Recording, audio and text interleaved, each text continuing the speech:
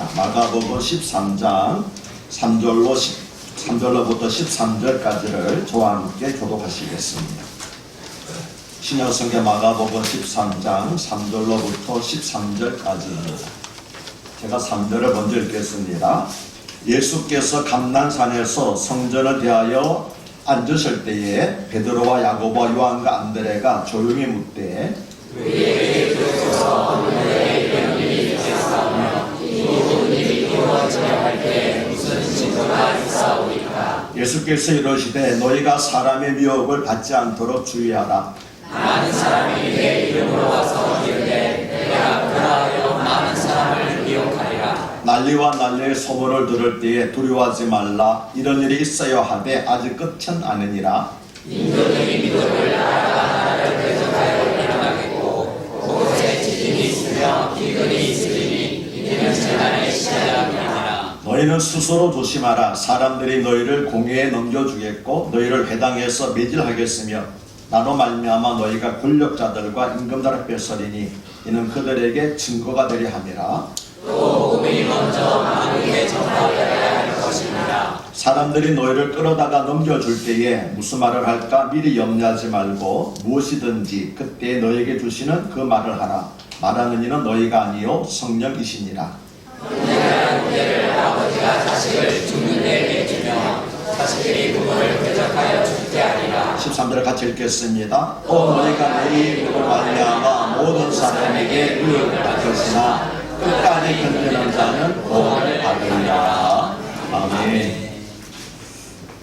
오늘 설교 본문은 3절에 예수께서 감람산에서 성전을 마주대에 앉으셨을 때에 베드로와 야고보와 요한과 안드레가 조용히 묻되라고 하는 말씀으로 시작합니다. 예수님께서는 날이 저물자 제자들과 함께 예루살렘 성을 나오셔서 베다니에 있는 나사로의 집으로 향해 가셨습니다. 그런데 베다니로 가시는 도중에 예루살렘 동쪽에 있는 감람산에서 성전을 마주 대하여 앉으셨습니다. 감람산은 해발 815m였고 성전이 있는 성전산은 해발 740m였습니다. 그래서 감람산에서는 성전이 한눈에 내려다 보였습니다. 예수님께서 베다니로 가시다가 앉으신 것은 피곤해 쉬시려는 것이 아니었습니다. 왜냐하면 예루살렘 성전에서 감람산까지는 불과 900m에 불과했기 때문입니다. 복음서를 보면 예수님께서 앉으실 때는 무엇인가 중요한 말씀을 하시고자 할 경우였습니다. 예를 들면 마태복음 5장 1절과 3절을 보면 예수께서 무리를 보시고 산에 올라가 앉으시니 제자들이 나온지라. 입을 열어 가르쳐 이르시되 심령에 가난한 자는 복이 있나니 천국에 그들이 것이며 라고 말씀합니다. 예수님께서 산에 올라가 앉으시자 제자들이 무슨 말씀 하시는가 보다 하고 예수님께 들으러 나왔다는 것입니다. 이것을 잘 아시는 것처럼 산상수훈에 관한 말씀이지요. 이처럼 예수님께서는 산상수훈을 서서 가르친 것이 아니라 앉으셔서 가르치셨습니다. 따라서 예수님께서 성전을 마주대에 앉으시자 제자들은 예수님께서 성전에 관해서 중요한 말씀을 하실 거라는 것을 알았습니다. 그런데 예수님께서 말씀하시기 전에 제자들 가운데 몇 사람, 베드로와 야고보와 요한과 안드레가 먼저 와서 예수님께 질문을 했습니다. 다른 번역 성경들을 보면 이들 네 사람이 따라와서 다른 제자들이 저기 있는데 자기들만 따라와서 예수님께 조용히 물었다고 기록을 합니다. 이들 네 사람은 말하자면 예수님의 제자들 중에서도 최측근들이었습니다. 그들은 염려한 표정으로 조심스럽게 물었습니다. 우리에게 이루소서 어느 때에 이런 일이 있겠사오며 이 모든 일이 이루어지려 할 때에 무슨 징조가 있사오리까? 제자들이 이렇게 물은 것은 예수님께서 예루살렘 성전이 철저하게 파괴될 것을 예언하셨기 때문입니다. 그러므로 제자들은 예수님에게 예루살렘 성전의 철저한 파괴가 언제 이루어집니까? 그리고 이런 일이 있기 전에 어떤 징조가 있습니까? 라고 물은 것이었습니다. 그런데 그들은 이 일이 이루어지려 할 때에, 즉 예루살렘 성전이 철저하게 파괴될 때에 무슨 징조가 있습니까? 라고 한 가지 사실을 묻지 않고 이 모든 일이 이루어지려 할 때에 무슨 징조가 있어오리까? 라고 물었습니다. 예수님께서는 성전 파괴 하나를 말씀하셨는데 제자들은 이 모든 일이라고 여러 가지를 가지고 와서 이 모든 일이 이루어지려고 할 때에 어떤 징조가 있겠습니까? 라고 물었습니다. 그러면 그들은 왜 이 모든 일이 이루어질 때라고 했을까요? 이것은 그 당시 대부분의 유대인들이 가지고 있던 종말관을 보여주는 것입니다. 그 당시 대부분의 유대인들은 예루살렘의 멸망과 성전의 파괴는 현 시대의 끝에 일어나고 그때 비로소 메시아 왕국 시대가 열린다고 믿었기 때문입니다. 따라서 그들은 예수님이 말씀하신 것처럼 조만간 예루살렘 성전이 파괴된다면 이 세상의 종말도 따라서 임할 것인데 그때 어떤 징조가 있습니까? 라고 물은 것이었습니다. 왜냐하면 하나님께서는 세상을 심판하시기 전에 반드시 어떤 징조를 보여주심으로써 회개를 촉구하시기 때문입니다. 마가복음 13장 전체의 내용은 마지막 때의 징조입니다. 그리고 마지막 때의 징조를 말씀하시면서 예수님께서 제자들에게 당부하신 것은 5절에 주의하라는 말씀과 7절에 두려워하자라는 말씀과 9절에 조심하라는 말씀입니다. 이처럼 예수님께서 마지막 때의 징조를 말씀하신 목적은 종말의 징조, 즉 마지막 때의 징조가 나타날 때 성도는 무엇을 주의해야 하고 무엇을 두려워하지 말아야 하고 무엇을 조심해야 하는지를 미리 교훈하신 것이었습니다. 그런데 마가복음 13장을 해석하는 중요한 열쇠는 예수님이 말씀하신 마지막 때의 징조가 두 가지 사건을 동시에 가리키신 것이라는 사실을 잘 이해하는 것입니다. 무슨 말인가 하면은 예수님은 예루살렘의 멸망과 성전의 파괴를 말씀하시면서 동시에 예수님께서 다시 오실 때에, 즉 재림하실 때 이 세상의 마지막 때에 일어날 사건도 함께 말씀하셨기 때문입니다. 그래서 그 둘을 잘 구별해야 한다는 것입니다. 그러면 어느 때 이런 일이 있겠사오며 이 모든 일이 이루어지려 할 때에 무슨 징조가 있어오리까라고 물은 제자들의 질문에 예수님께서는 어떻게 대답하셨습니까? 예수님은 먼저 5절과 6절에서 너희가 사람의 미혹을 받지 않도록 주의하라. 많은 사람이 내 이름으로 와서 이르되 내가 그러하여 많은 사람을 미혹하리라고 말씀하셨습니다. 이 말씀에 의하면 마지막 때의 첫 번째 징조는 거짓 그리스도들이 등장한다는 것입니다. 예수님께서는 21절과 22절에서도 다시 그때 어떤 사람이 너에게 말하되 보라 그리스도가 여기 있다 보라 저기 있다 해도 믿지 말라. 거짓 그리스도들과 거짓 선지자들이 일어나서 이적과 기사를 행하여 할 수만 있으면 택하신 자들을 미혹하려 하리라고 거짓 메시아들, 즉 거짓 그리스도에게 미혹되지 말 것을 당부하셨습니다. 실제로 예루살렘의 멸망 직전에 많은 거짓 메시아들이 일어났다고 알려지고 있습니다. 그런데 예루살렘 멸망전만 아니라 역사적으로 위기 시기에는 항상 거짓 메시아들이 많이 일어났지요. 예수님께서는 메시아 이름을 사창하며 다니는 이런 자들을 주의하라고 경고하셨습니다. 그런데 역사적으로 위태로울 때만이 아니라 예수님께서 부활 승천하신 이후 어느 시대에나 거짓 메시아들이 있었습니다. 왜냐하면 말세에 거짓 영들이 나타난다고 했는데 예수님의 초림부터 재림까지 기간이 바로 말세에 해당되기 때문입니다. 우리나라에도 그런 거짓 메시아들이 있었고 현재도 거짓 메시아들이 있습니다. 신앙촌의 박태선, 통일교의 문선명이 그런 자들이었고 지금은 신천지의 이만희와 하나님의 교회의 장길자가 그런 자들입니다. 자칭 그들이 메시아라고 주장하고 있습니다. 그들의 또 한 가지 공통점은 기존 교회를 인정하지 않고 자기들에만 구원이 있으며 자기들만이 철저하게 성경을 따르는 자들이라고 주장하는 것입니다. 예수님께서는 바로 이런 자들을 주의하라고 하셨습니다. 그리고 이런 자들에게 미혹되지 않으려면 우리는 스스로 말씀을 묵상하는 능력을 길러야 됩니다. 그리고 사도행전 17장에 나오는 베레아 성도들처럼 설교를 들을 때에 그냥 아멘 하는 것이 아니라 그것이 과연 그러한가 하고 성경을 상고하고 또 부지런히 복음이 무엇인지 배우고 순종하는 자세를 취해야 됩니다. 그렇지만 우리는 너무 편하게 신앙생활을 하려고 하고 있습니다. 게으름과 무지와 두려움으로 인해서 스스로 판단하는 것을 피하고 수동적으로 그냥 가르쳐주는 대로만 따르려고 하는 그런 생활을 하고 있습니다. 진리를 공부하는 것을 싫어하고 말씀을 묵상하는 것을 귀찮아합니다. 그러나 꼭 기억하시기 바랍니다. 말씀이 우리 삶 속에 우리 마음 속에 들어가지 않으면 다른 것들이 우리 영혼을 잠식해버립니다. 우리 마음은 진공 상태가 아닙니다. 반드시 무언가로 채워져야 되는데 하나님의 말씀이 들어가지 않으면 다른 헛된 것들이 그 자리를 차지하는 것을 꼭 기억하시기를 바랍니다. 그 결과 점점 더 하나님의 뜻이 아니라 내 뜻과 세상의 풍조대로 살게 되는 것입니다. 마지막 때의 두 번째 징조는 전쟁과 자연재해입니다. 예수님은 7절과 8절에서 난리와 난리의 소문을 들을 때에 두려워하지 말라. 이런 일이 있어야 하되 아직 끝은 아니니라. 민족이 민족을, 나라가 나라를 대적하여 일어나겠고 곳곳에 지진이 있으며 기근이 있으리니 이는 재난의 시작이니라고 말씀하셨습니다. 예수님께서 예언하신 대로 주 36년과 37년에 이스라엘 땅에서 헤롯 안티파스의 군대와 나바티아의 아레타스 왕의 군대 사이에 전쟁이 있었습니다. 그것은 헤롯 안티파스, 성경에는 헤롯 안티바라고 나와 있습니다. 헤롯 안티파스가 아내인 나바티아의 공주와 이혼하고 이복 동생인 빌립의 아내 헤로디아와 지원했기 때문입니다. 그래서 그 장인이 되겠죠. 그래서 나바티아 공주의 아버지가 화가 나서 이스라엘을 침공해서 들어와서 전쟁이 있었습니다. 그리고 예루살렘 성전의 파괴는 주 70년에 있었던 유대와 로마 사이의 전쟁의 결과였습니다. 이 전쟁으로 유대인 장정이 무려 60만 명이 죽었습니다. 그리고 예루살렘 성과 성전은 불타 없어졌습니다. 그리고 살아남은 자들은 세계 각처로 뿔뿔이 흩어졌고, 그래서 유대 나라라는 이름이 완전히 지워지게 되고 말았습니다.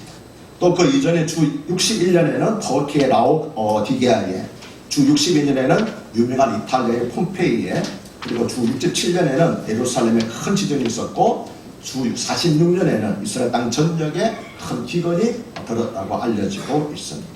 그런데 예수님께서는 7절에서 이런 일이 있어야 하되 아직 끝은 아니라고 말씀하시고 8절에서는 이는 재난의 시작이니라고 말씀하셨습니다. 이 말씀은 전쟁과 천재지변이 일어난다고 해서 곧 종말이 다가왔다고 잘못 생각하지 말라는 것입니다. 이러한 재난은 예수님의 재림하실 때까지 이 세상에 언제나 있을 것이기 때문입니다. 그런데 재난이라고 하는 말의 헬라 원어적인 뜻은 산고, 아이를 낳으려고 할 때 걱정하는 고통, 즉 해산의 진통을 말합니다. 이 말은 임산부가 해산의 진통 주기가 빨라질수록 아이를 출산할 때가 가까이 오는 것처럼 지구상에서 전쟁과 재난의 주기가 빨라지고, 그리고 그 피해 정도가 심해질수록 주님의 재림이 점점 가까워진다는 사실을 알아야 한다는 것입니다. 예수님께서 다시 오실 때까지 전쟁과 천재지변은 계속 있을 것입니다. 그것은 사람들의 죄악 때문입니다. 그리고 마지막 때가 가까울수록 그 정도가 더 심해질 것입니다. 그것은 사람들의 죄악이 더 심해질 것이기 때문입니다. 사람들의 교육이 보급되면 전쟁이 그치고 과학문명이 발달하면 자연재해를 극복할 줄 알았습니다. 그러나 현실은 정반대로 나타나고 있습니다. 교육이 보급될수록 사람들은 더 영악해지고 이기적이 되어가고 있습니다. 그리고 과학문명이 발달할수록 이전에 없던 새로운 재앙들이 나타나서 인류의 장래를 크게 위협하고 있는 것이 우리들의 현실입니다. 마지막 때의 세 번째 징조는 성도들에 대한 박해입니다. 예수님은 9절에서 너희는 스스로 조심하라. 사람들이 너희를 공에 넘겨주겠고 너희를 회당에서 매질하겠으며 나로 말미암아 너희가 권력자들과 임금들 앞에 서리니 이는 그들에게 증거가 되려 함이니라고 말씀하셨습니다. 이 말씀은 물론 1차적으로는 주 70년에 예루살렘 멸망 전에 일어날 일을 예언하신 것입니다. 사도행전은 바로 이런 박해 역사를 기록한 것이지요. 그리스도인들이 당할 박해에 대한 주님의 예언은 특히 오늘 읽은 마가복음의 독자인 로마의 기독교인들에게 큰 격려가 되었을 것입니다. 무슨 말씀입니까? 실제로 로마의 기독교인들은 예수 그리스도를 위한 충성 때문에 집과 재산을 빼앗기고 고발을 당하고 악에 갇히고 매질을 당하고 심지어는 사형을 당했는데 바로 그것이 사실은 예수님께서 예언하신 일이었다 하는 것을 그들은 알고 그게 위로를 받았을 것입니다.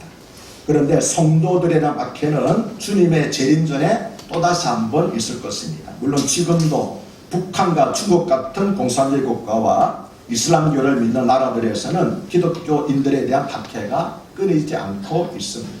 인도에서도 많은 기독교인들이 박해를 받거나 순교를 당하고 있습니다. 제가 신학대학을 나왔는데 총신신학대학을 나온 인도 목사들이 있습니다. 근데 그 사람들 벌써 두 사람이나 살해를 당했습니다.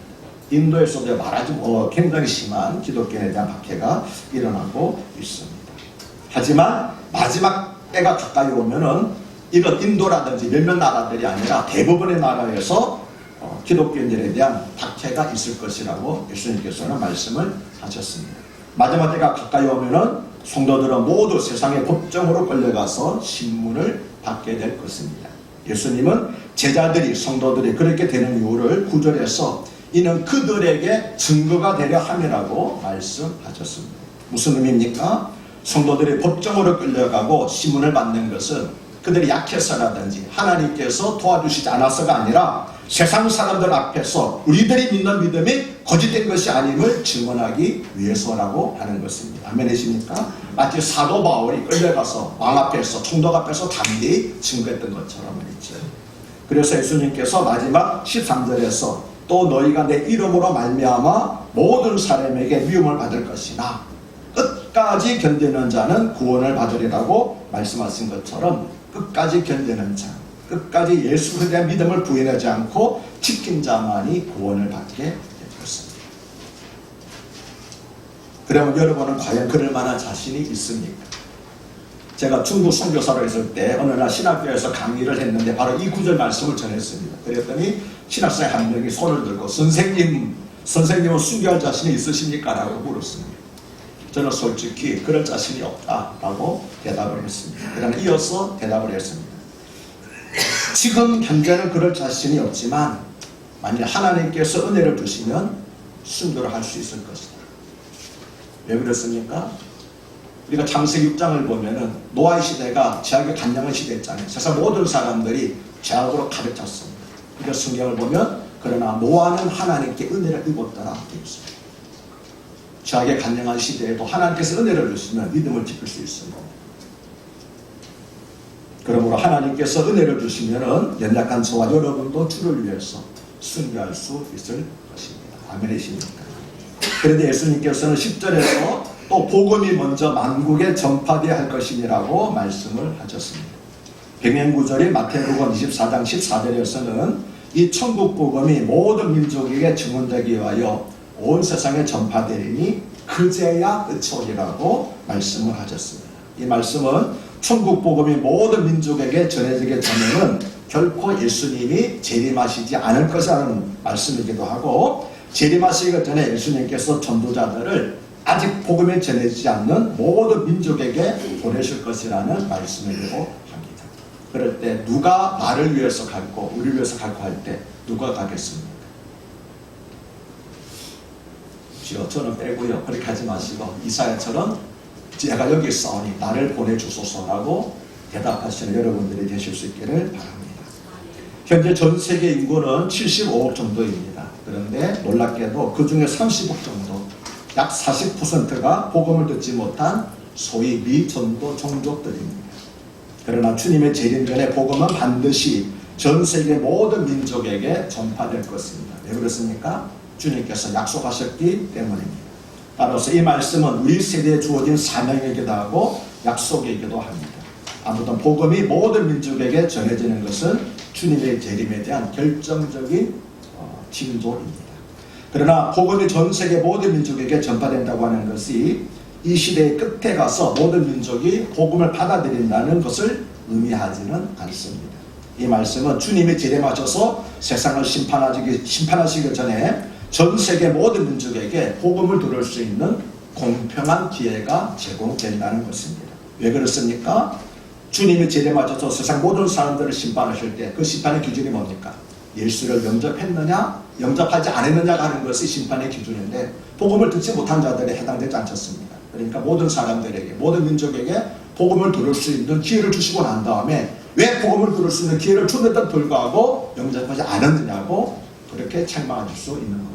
나는 복음을 듣지 못했어요. 그래서 영접을 못했어요. 그러면 할 말이 없잖아요. 그래서 주님께서는 이 세상을 심판하시기 전에 세상의 모든 민족, 모든 사람들이 복음을 들을 수 있는 기회를 먼저 주시고 난 다음에 그 다음에 오셔서 세상을 심판하신다고 말씀을 하셨습니다. 그리고 예수님께서는 11절에서 사람들이 너희를 끌어다가 넘겨줄 때에 무슨 말을 할까? 미리 염려하지 말고 무엇이든지 그때에 너에게 주시는 그 말씀을 하라. 마르는 이는 너희가 아니요 성령이시니라고 말씀을 하셨습니다. 언제인지는 모르겠지만 멀지 않은 장래에 복음을 전하는 성도들은 핍박을 받게 될 것입니다. 공산국가나 해결권 국가만이 아닙니다. 얼마 전에 제가 이렇게 인터넷 기사를 이제 우리 목사들, 선교사들끼리 공유하는 인터넷 기사를 보니까 서방 민주국가인 스웨덴에서도요 노방 전도를 하면 붙잡혀갑니다. 감옥에 들어갑니다. 우리가 바짝 정신을 차리지 않으면은 조만간 우리나라에서도 이런 일이 있습니다.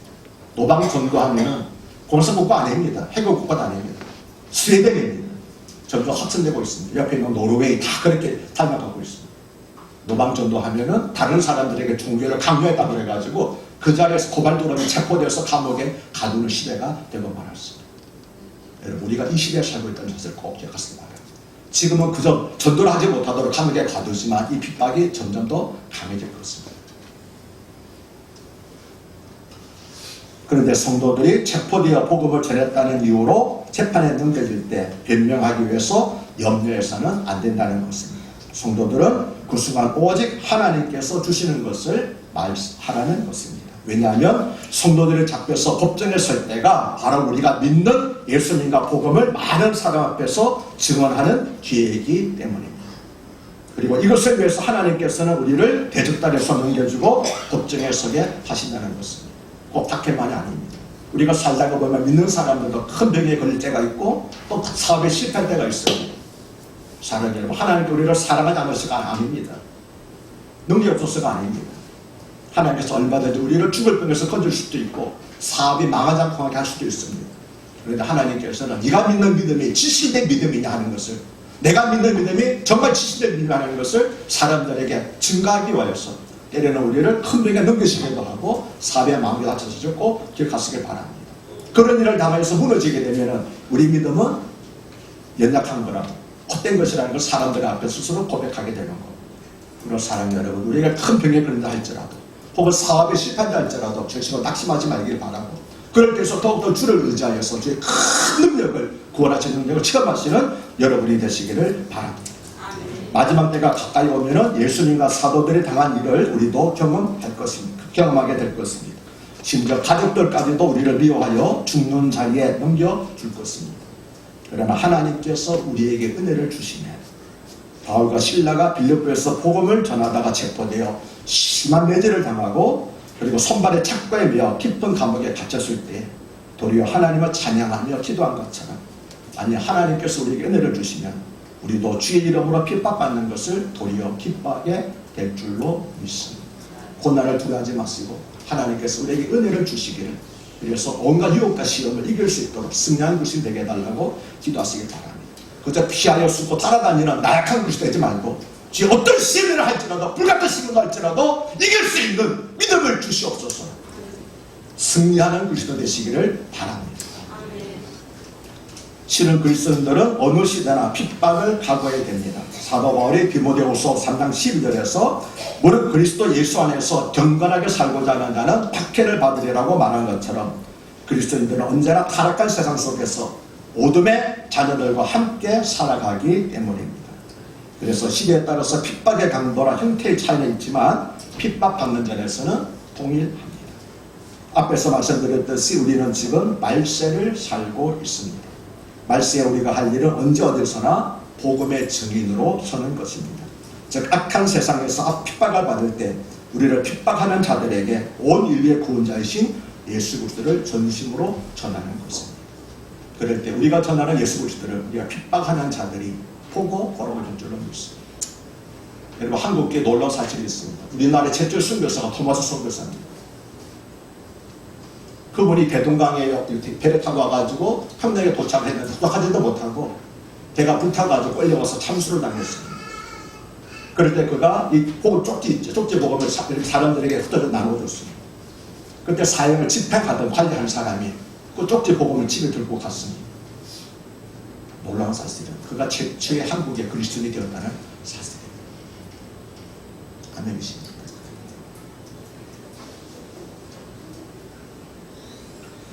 그런데 이것은 우리의 힘과 능력으로는 불가능하고 오직 성령의 능력으로만 할 수 있습니다. 그래서 교회는 영적 유격 훈련장이 되어야만 합니다.